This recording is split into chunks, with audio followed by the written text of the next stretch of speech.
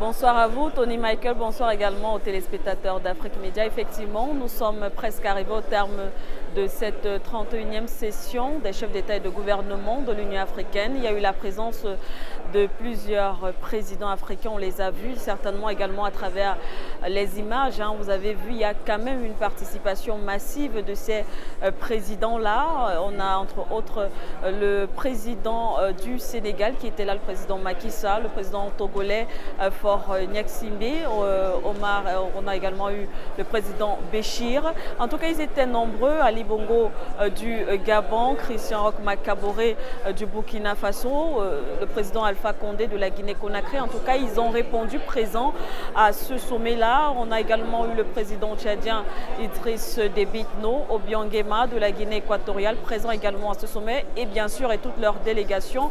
On parle de plus d'une vingtaine de présidents africains qui ont donc pris part, qui se sont déplacés pour cette 31e session des chefs d'État et de gouvernement de l'Union africaine. Et comme vous le savez, le thème portait donc sur la corruption.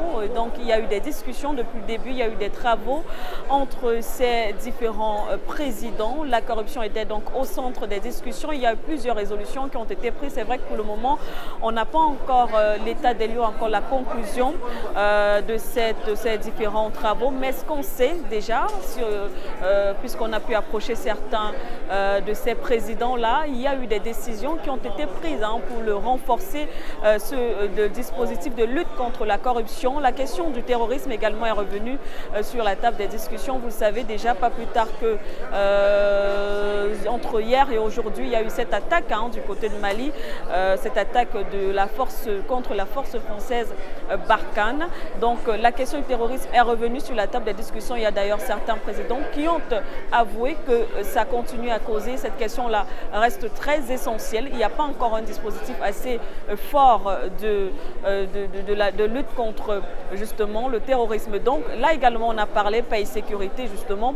On a aussi parlé de la question de l'immigration lors de ce sommet. Voilà, ils se sont inquiétés de la situation de plus en plus, qui prend de plus en plus de l'ampleur malgré les réunions, malgré les résolutions qui sont prises, malgré les différentes sensibilisations. La situation ne semble pas changer. Alors qu'est-ce qu'il faut faire? Des décisions ont été prises. Ils ont parlé également de la fameuse zone de libre-échange continental qui est revenue aussi sur la table des discussions